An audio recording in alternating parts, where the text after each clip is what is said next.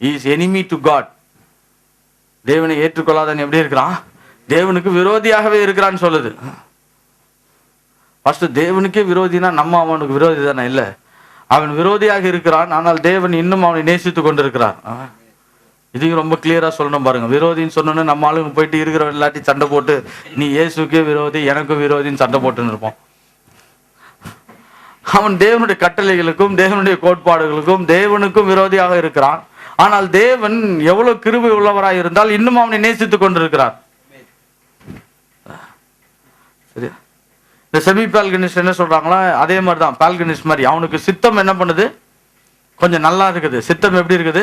கொஞ்சம் நல்லா இருக்குது. அதனால அவனுக்குள்ள பாவம் முற்றிலும் இல்லாததுனால அவனுக்கு கொஞ்சம் நஞ்சம் நல்லது இருக்கிறனால அவன் எப்படி என்ன பண்ணலாம், அவன் தேவனிடத்தில் வருவதற்கு பெரிய வாய்ப்பு இருக்குது என்று அவர் சொல்றாங்க.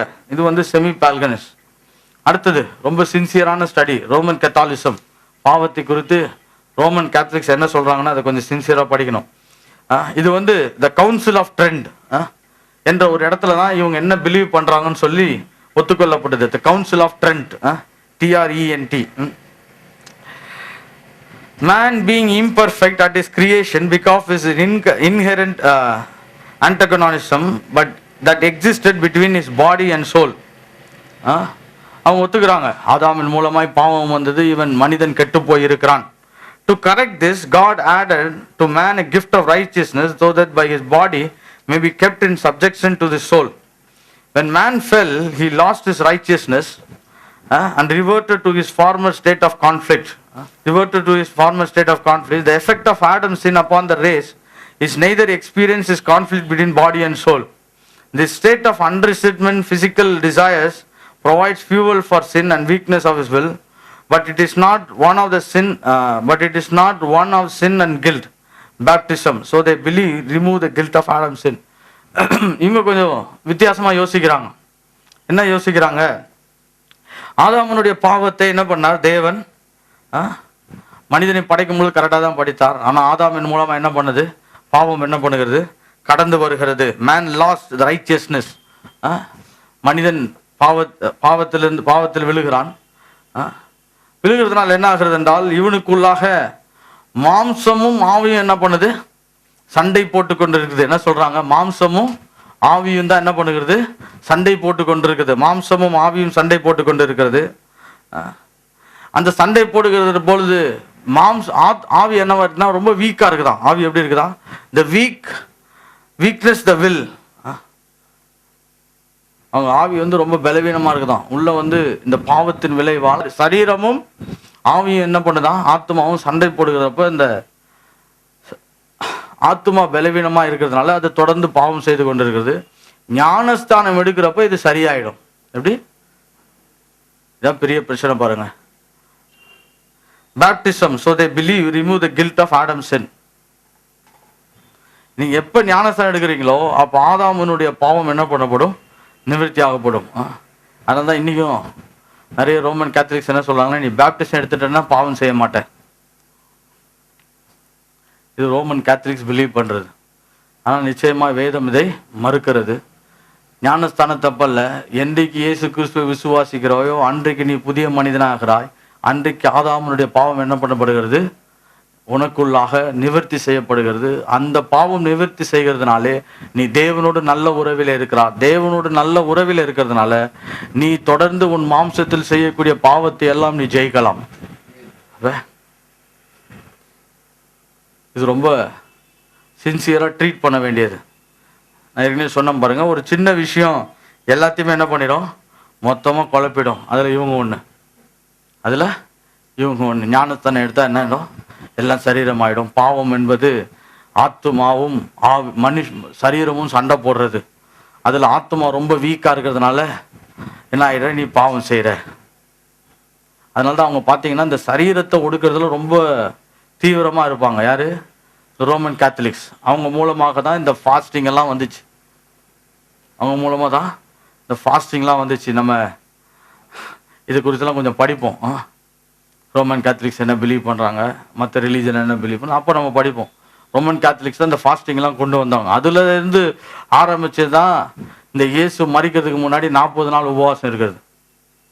அதுலேருந்து வந்தது தான் சரீரத்தை ஒடுக்க வேண்டும், அப்போதான் நீ பாவம் செய்யாமல் இருப்பாய் என்பதெல்லாம் யார் கொண்டு வந்தது? ரோமன் கேத்தலிக்ஸ் தான் கொண்டு வந்தாங்க. அதனுடைய விளைவு தான் இன்னைக்கு நிறைய பேர் அதை என்ன பண்ணுறான், செய்துன்னு இருக்கிறாங்க. இப்போ ரோமன் கேத்தலிக்ஸ் என்ன பண்ணா, இந்துவிசம்ல இருக்கிற சில காரியத்தை எடுத்துக்கிட்டான், தேர் எடுத்தா பாவம் போகணும்னு சுற்றின்னு இருக்கிறான். இப்படிதான் ஆதியிலும் என்றைக்கு தேவனுடைய வார்த்தை விட்டு மக்கள் போறாங்களோ அவர்களும் அந்நிய தேவனுடைய செயல்பாடுகள் எல்லாம் செய்ய ஆரம்பிப்பாங்க. அதை தான் இன்னைக்கு ரோமன் கேத்தலிசமும் செய்து கொண்டிருக்கிறது. ஏன் பாஸ்டர் இதெல்லாம் இப்படி சொல்றீங்க? தப்ப சொல்லிதான் அவனு பாருங்க, அப்பதான் கரெக்டானது என்னன்னு புரியும். அதனால சொல்றான், தேர் எடுத்தா சரியாயிடும், அது செய்தா சரியாயிடும், இதை செய்தா சரியாயிடும், மாம்சத்தை ஒடுக்குனா சரியாயிடும். அவங்களுடைய மிகப்பெரிய விஷயம் என்னன்னா, இன்னொன்று ஞானஸ்தானம் எடுக்கிறது, அடுத்தது இந்த அப்பம் பிடிக்கிறதுல பங்கு கொண்டால் எல்லாத்தையும் சரியாயிடும். இதெல்லாம் ராங் வியூஸ், இதெல்லாம் ராங் வியூஸ் ஆஃப் ஒரிஜினல் சின். இதெல்லாம் ஆதாமின் மூலமாய் வந்த சில தப்பான விஷயங்களை குறித்து பார்க்கிறோம். சரி, இப்போ கொஞ்சம் கரெக்டான விஷயத்தை குறித்து பார்க்க போகிறோம். ஹல்லேலூயா. அதுதான் என்னன்னா, இந்த ரிஃபார்மர்ஸ்னா சீர்திருத்தவாதிகள். சீர்திருத்தவாதிகள்ல பல சீர்திருத்தவாதிகள் இருந்தாங்க. சிலதை சீர்திருத்தம்னு சொல்லி இருக்கிறதையும் குழப்பி விட்டவங்களா இருக்கிறாங்க. பட் நல்ல சீர்திருத்தவாதிகள் எடுத்துட்டு வந்து நம்ம சீர்திருத்தத்தின் நோக்கத்தில் என்ன பண்ணலாம், பெற்றுக்கொள்ளலாம். ஹல்லேலூயா.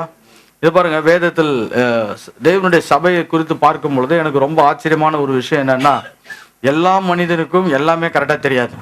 அதான் பெரிய ப்ராப்ளம். நீங்கள் கூட கேட்கலாம், ஏன் இவங்கள படிக்கணும், ஏன் அவங்கள படிக்கணும்? நம்ம ஆளுங்க யாராவது சொன்னாங்கன்னா அதையே மொத்தமாக படிச்சுன்னு போயிட வேண்டியதானே. ஏன் பாஸ்டர் ஒரு புக்கை வச்சு எல்லாத்தையும் படிச்சிடலாம்ல? அப்படி இருந்துச்சுன்னா ஒரே ஆள் என்ன வேடலாம், ஏசு கிறிஸ்து மாதிரி இருப்பார். ஏசு இருந்தார்னா அவர் ஒரு ஆள்கிட்ட கேட்டாவே என்ன பண்ணிடலாம், எல்லாம் கரெக்டாக தெரியும். ஆனால் மனுஷனுக்கு பல விதத்தில் பல எண்ணங்கள். ஆண்டாண்டு காலமாக இந்த பாருங்க, அகஸ்டின் ஆஃப் இப்போ எப்போ ஸ்டார்ட் பண்ணாரு, கால்வினிஸ்ட் வருகிறப்ப அது என்ன ஆண்டு, அப்போ தான் அதை என்ன பண்ணுகிறது, அந்த கரெக்டாகுது. அது எப்போது அது எல்லாம் முழுமை அடைகிறது.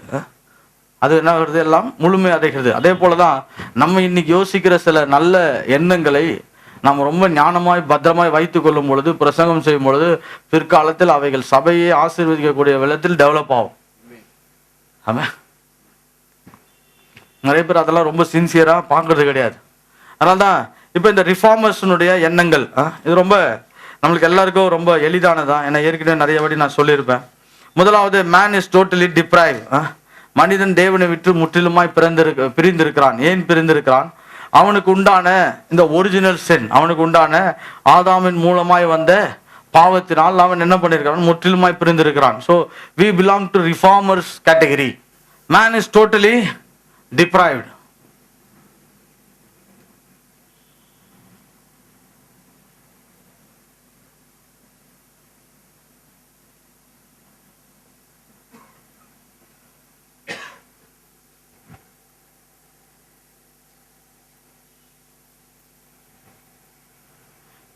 சரி, முற்றிலுமாய் தேவன் மனிதனை விட்டு என்ன பண்ணியிருக்கான், மனிதன் பிரிந்திருக்கிறான்.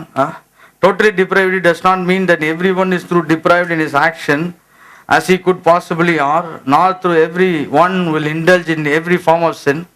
Not that person cannot appreciate even does the goodness, but that is mean the corruption of sin extended to all men and all parts of all men, that there is nothing within the natural man that can give him merit in God's sight. இப்போ இந்த total டிப்ரைவிட்டி என்று சொல்லுகிறப்ப மக்கள் நினைக்கக்கூடாது, இவன் முற்றிலுமாக எதையுமே செய்ய முடியாது, எந்த நல்லதுமே செய்ய முடியாது. இல்லை, அவன் நிறைய நல்லது செய்யலாம், நிறைய காரியங்களில் கரெக்டாக இருக்கலாம், நிறைய காரியங்களில் சரியானதை தேடி போகலாம், சில வேளையில் அவன் தப்பானதை விட்டு தூரமாக போகலாம். ஆனால் எல்லாவற்றிலும் கடைசியான ஒரு பிரச்சனை என்னன்னா, அவன் எந்த விதத்திலும் தேவனை பிரியப்படுத்த முடியாது. என்ன பண்ண முடியாது, எந்த விதத்திலும் தேவனை பிரியப்படுத்த முடியாது. According to the nature of man, both physical and moral is totally corrupted by Adam's sin, so that he cannot otherwise than sin. அவன் நம்மளுடைய எண்ணங்களுக்கு வேணா அவன் ரொம்ப கரெக்டாக இருக்கிற மாதிரி இருக்கலாம், நல்லது செய்கிற மாதிரி இருக்கலாம், தப்பானதை விட்டு தூரம் போகிற மாதிரி இருக்கலாம். ஆனால் தேவனுடைய பார்வையிலேருந்து பார்க்குறப்ப, ஏனென்றால் அவர் தான் எல்லாத்துக்குமே கரெக்டுன்னு சொல்கிறவர் பாருங்க. Unless God says it is good, it is no more good. கரெக்டா? தேவன் இதை கரெக்டுன்னு சொல்லாத வரைக்கும் அது என்ன கிடையாது, கரெக்டு கிடையாது.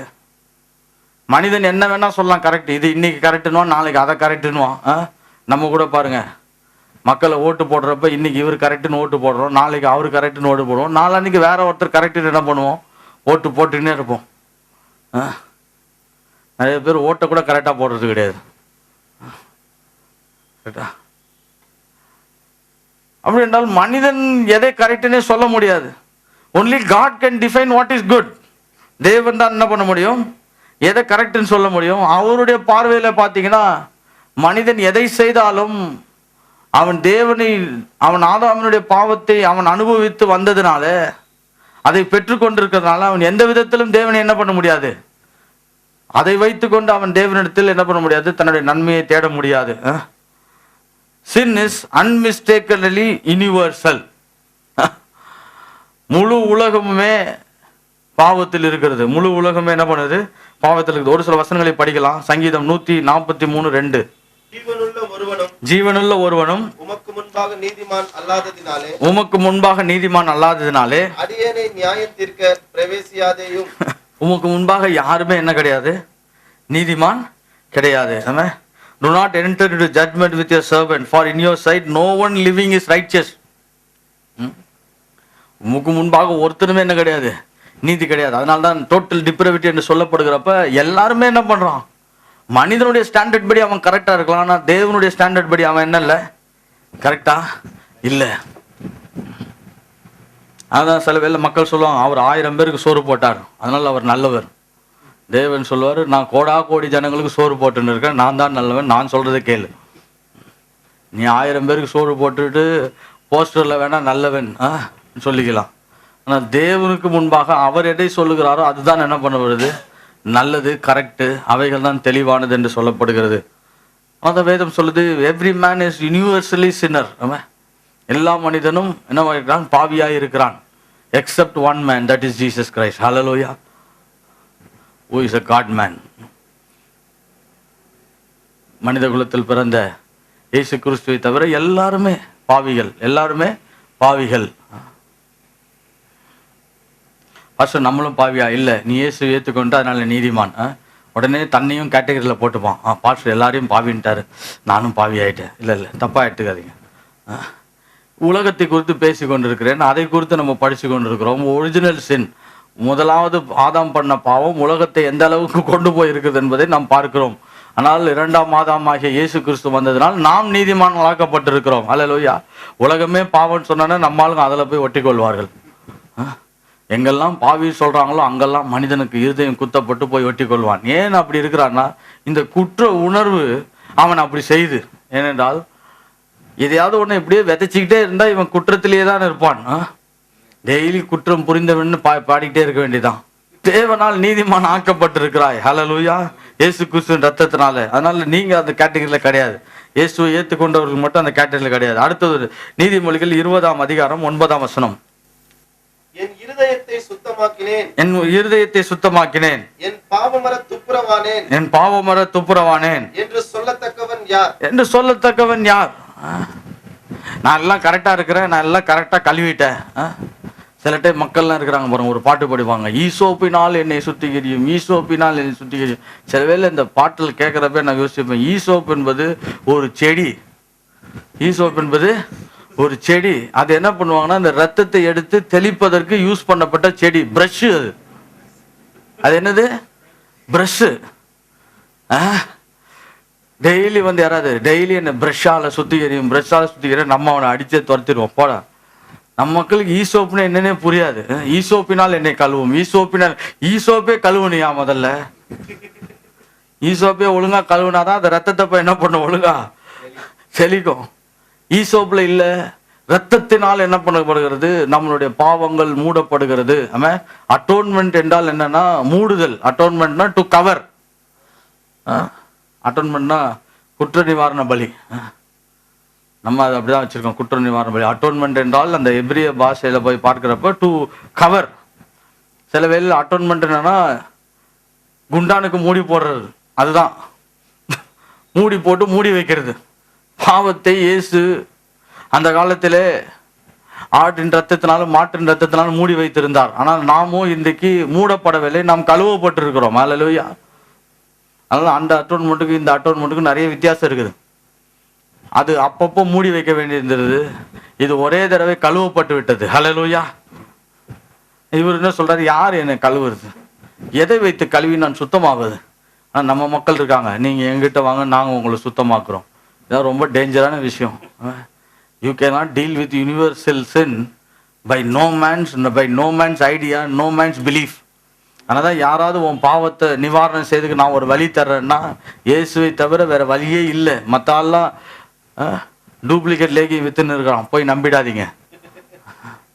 இவ்வளோ தெளிவாக சொன்னாதான் புரியும் பாருங்க. லேகியம் உண்மை, ஆனால் டூப்ளிகேட் லேகியம் நிறைய இருக்குது. வாரணாசின்னு ஒரு இடம் இருக்குது, அங்கே போய் நம்ம ஆளுங்க குளிச்சா பாக்கியன்றான். ஒருத்தர் சொல்கிறான் அங்கே போய் செத்தா பாக்கியன்றான்.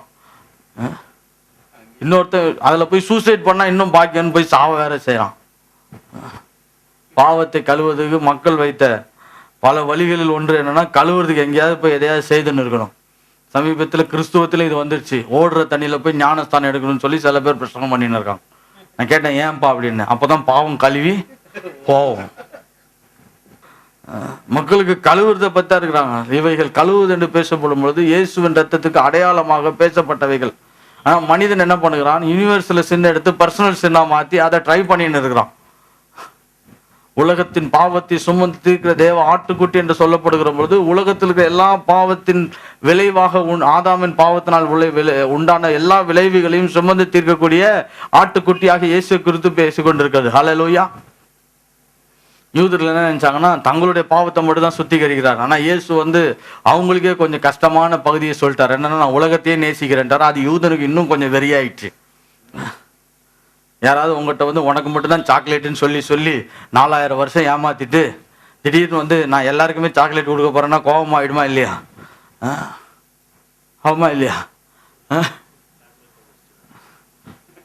அவனுக்கு அந்த மாதிரி கோபம் ஆயிடுச்சு. என் பாவத்தை தான் மன்னிப்பார் நினைச்சா உலகத்தை பாவத்தை மன்னிக்கிறார். முதல்ல இவரை கொல்லு, இவர் தேவ தூஷணம் பண்ணுகிறான்னு சொல்லி அவரை சிலுவையில தொங்க விட்டான் என்றால் வேதம் சொல்லுது.